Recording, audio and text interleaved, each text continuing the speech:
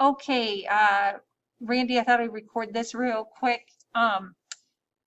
So I'm just going into each of your courses that are for this semester. I have changed all of their little pictures. Um, and the other thing that I'm changing is under grade setup.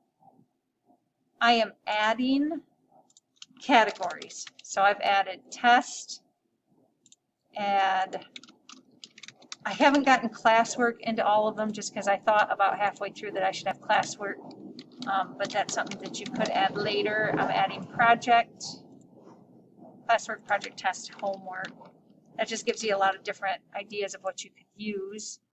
So I wanted to show you that. So that way when you are copying things from your resources over to a class, like for example, if I go back into this one, and I say copy to, nope, that's not what I meant to do. Add to course. First of all, now all of your courses have the little green picture by them. I think as long as I captured all of them, you might want to double check that. But also when you click on them, you pick your due date.